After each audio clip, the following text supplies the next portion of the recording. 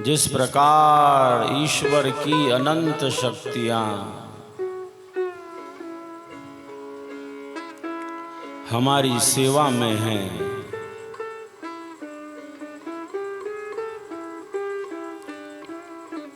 ईश्वर की इन अनंत शक्तियों की ही तरह हम सबका जीवन भी निरंतर सेवा कार्य में ही आगे बढ़ता रहे, यही आध्यात्मिक जीवन के मूल में है कि हमारे कारण सबको सुख मिले, हमारे कारण सबको शांति मिले।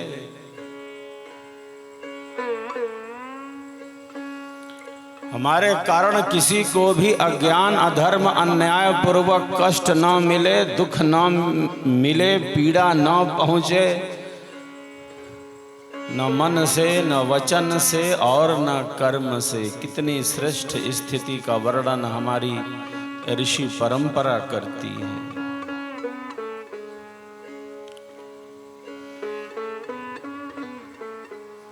बहुत बार वाणी तो प्रिय होती है, लेकिन मन में कुछ उधेड़ बुन चलता रहता है। मन में कुछ और है, वाणी कुछ और बोल रही है, क्रिया उससे भिन्न है। कितनी विषमताएं हैं, कितनी जटिलताएं हैं।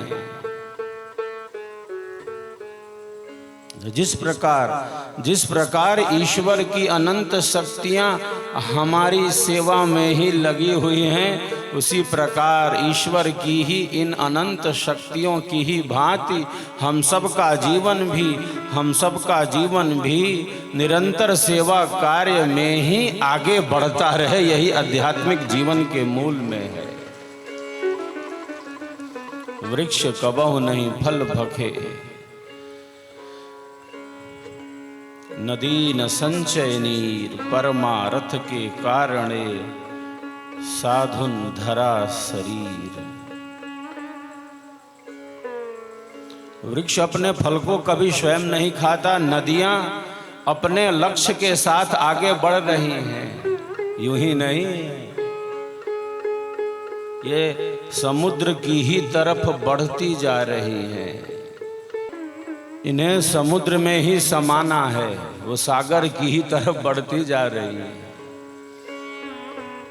सबका अपना एक लक्ष्य है। इन जड़ शक्तियों का भी लक्ष्य है, ये लक्ष्य के साथ बढ़ती जा रही हैं, लक्ष्य के साथ बढ़ती जा रही हैं।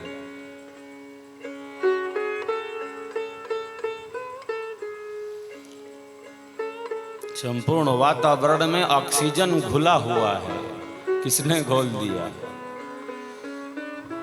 हमें क्या करना है, बहुत सहज रूप में प्राप्त है। ईश्वर की अनंत शक्तियां हमारी सेवा में ही लगी हुई हैं। हमारे वैज्ञानिक अभी ईश्वर के नियमों को समझने की कोशिश कर रहे हैं। बहुत कुछ अज्ञात है, बहुत कुछ ऐसा है जिसका ज्ञान प्राप्त करना चाहिए। बहुत कुछ अज्ञात है। ईश्वर की अनंत शक्तियां निरंतर सेवा में ही लगी हैं। सबका अपना लक्ष्य है और वे सभी लक्ष्य की ही तरफ बढ़ती जा रही हैं।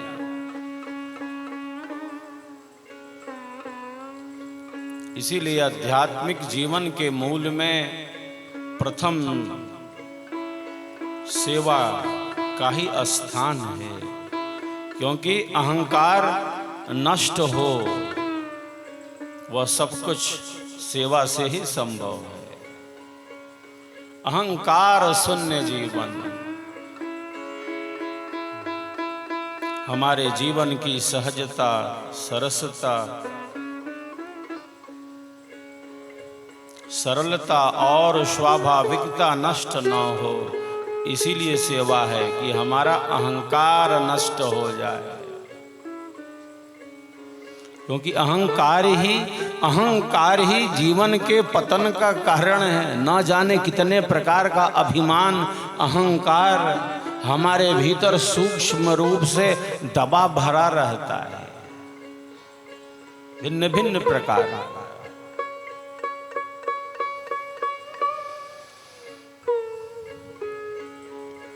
लघुता से प्रभुता मिले, प्रभुता से प्रभु दूर, साहिब की वाणी कहती है। हम सब का जीवन सेवामय हो, सहज हो, सरस हो, सरल हो, स्वाभाविक हो। अध्यात्म के मूल में यही है, जहां मैं और मेरा से ऊपर उठना है। एक मैं है वास्तविक मैं, वास्तविक अहम मैं हूं, और एक है अवास्तविक अहम, मिटने वाला अहम। एक अहम अवास्तविक अहम है जो मिटने वाला है, जो स्थिर रहने वाला है नहीं, वो प्रकृति के प्रवाह के साथ मिट जाना है, धुल जाना है।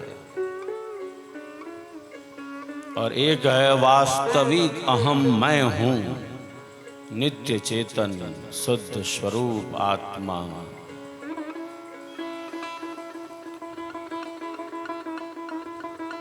अवास्तविक अहम से, अवास्तविक अहम से, मिटने वाले अहम से, अहंकार से, नित्य सनातन सहज निरंतर सदैव जो शाश्वत अहम है, जो मैं हूं वास्तविक,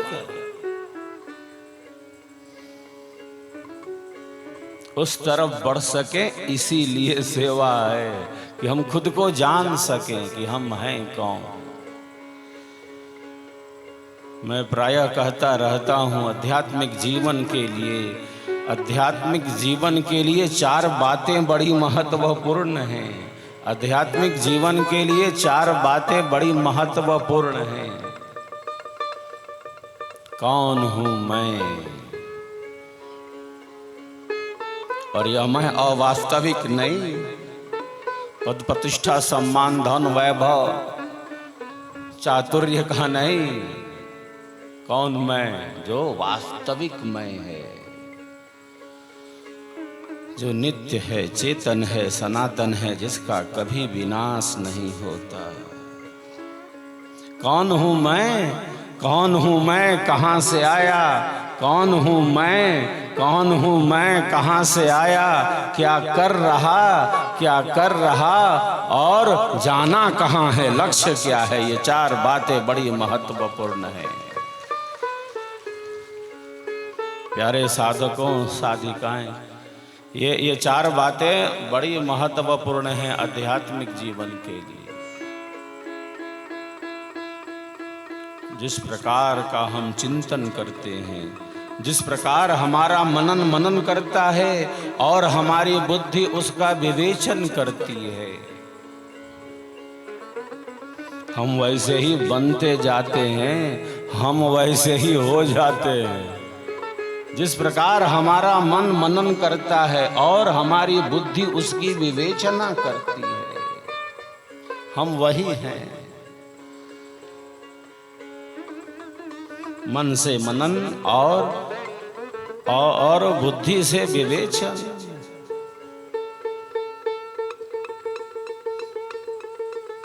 मन के किसी भी विचार पर, मन के किसी भी विचार पर बुद्धि ने भी निर्णय दे दिया, मन के किसी भी विचार पर बुद्धि ने भी अपना ठप्पा मुहर लगा दिया, और वह निर्णय आत्मा के अनुकूल नहीं है। जो बुद्धि का निर्णय है मन के विचार पर, क्योंकि निर्णय जो शक्ति है वो बुद्धि तत्व है, विवेचना शक्ति है। मन के विचार पर जो बुद्धि का निर्णय है वह निर्णय आत्मा के अनुकूल नहीं है, तब मार्ग विपरीत है।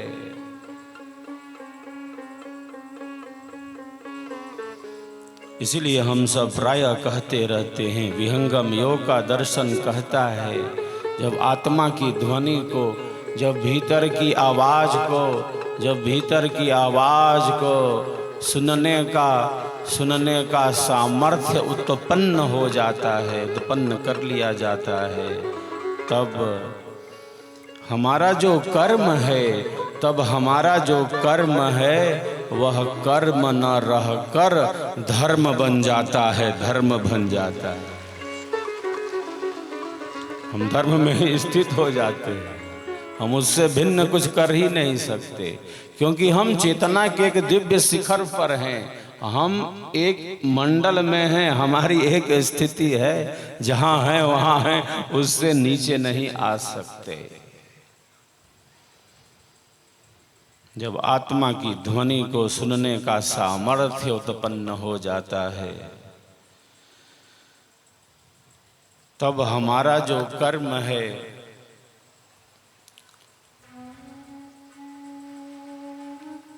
वह कर्म न रहकर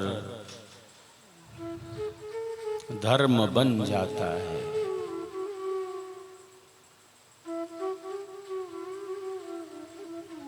ये धर्म का एक लक्षण है। धर्म की परिभाषा इतनी अनंत है, इतनी व्यापक है, जिसे वाणी से व्यक्त किया जा नहीं सकता।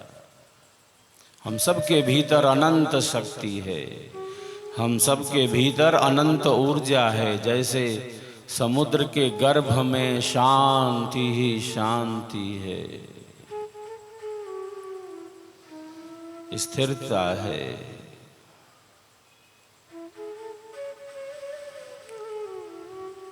समुद्र के ऊपरी भाग में ऊंची ऊंची तरंगें टकराती जा रही हैं।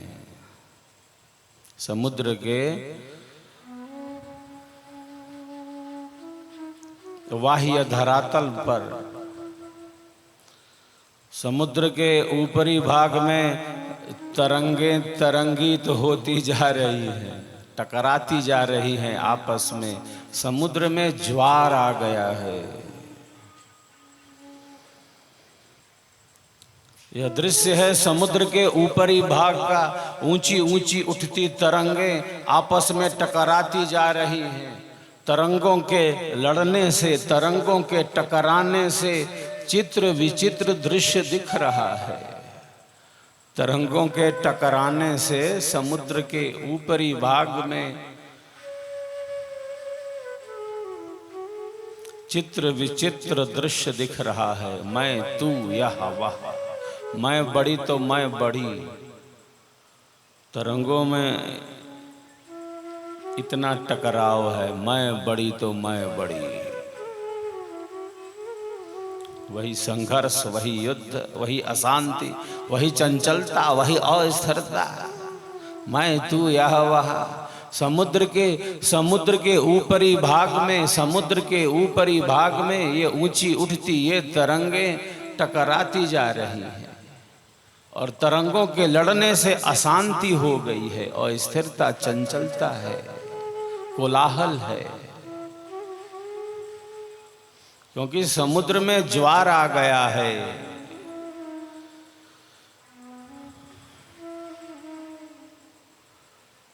हमारे मन में भी विचारों का कितना ज्वार है, कितना तूफान है।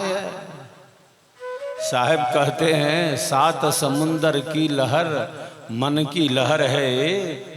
कोई एक हरिजन उबरा, डूबी नाव अनेक, डूबी नाव अनेक।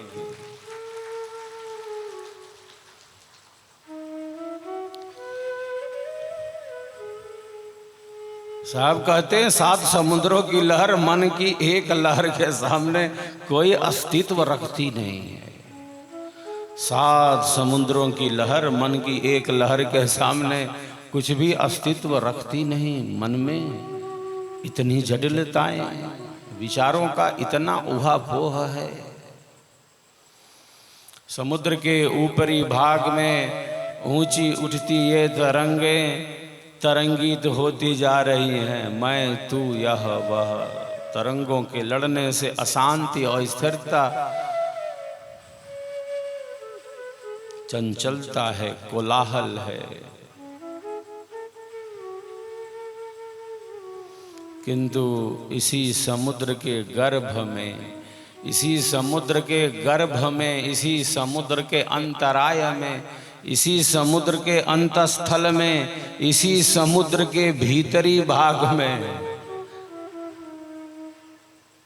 क्या कोई तरंग आपस में लड़ रही है क्या? कोई टकराव है क्या कि मैं बड़ी तो मैं बड़ी? कोई तरंगों में युद्ध है क्या? कोई अशांति है क्या समुद्र के गर्भ में?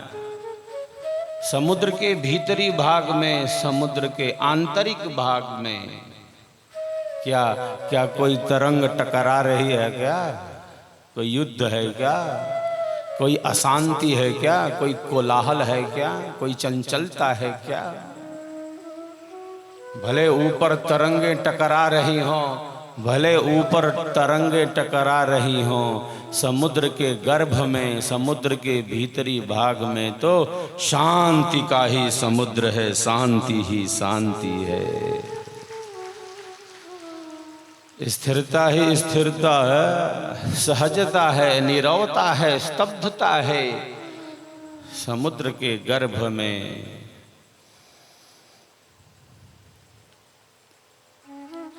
शांति ही शांति है समुद्र के गर्भ में। स्थिरता है, सहजता है, नीरवता है, स्तब्धता है। कोई अशांति नहीं, कोई चंचलता नहीं।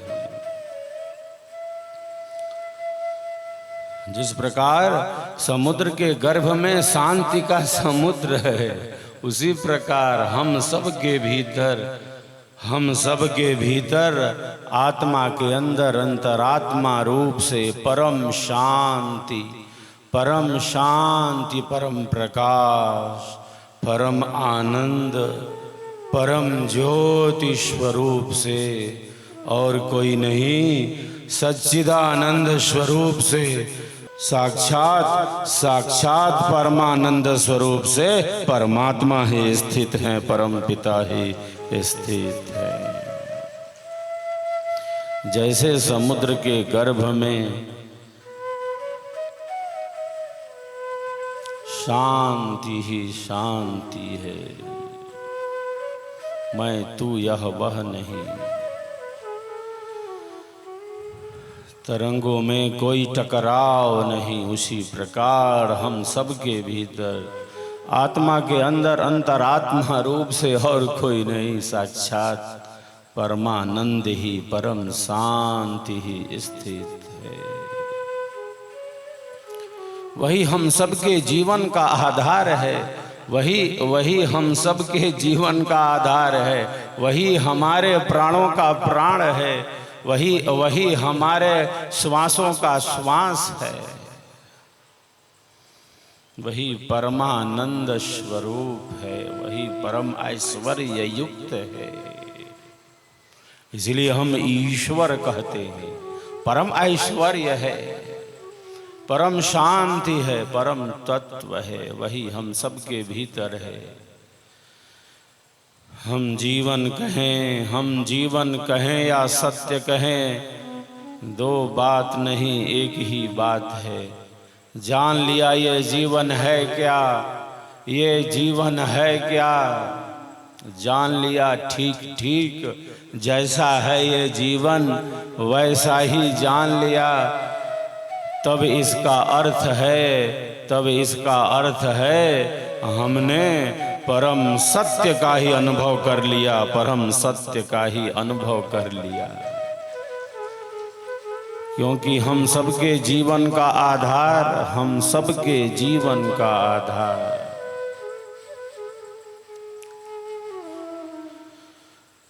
हमारी श्वासों का श्वास परमात्मा ही है, जो परम आनंदमय है, परम शांतिमय है, परम प्रकाशमय है। हम सबका जीवन भी आनंददायी बने, हम सबका जीवन भी आनंददायी बने। हम सभी आनंद चाहते हैं, क्यों? क्योंकि परमात्मा ही आनंद स्वरूप है।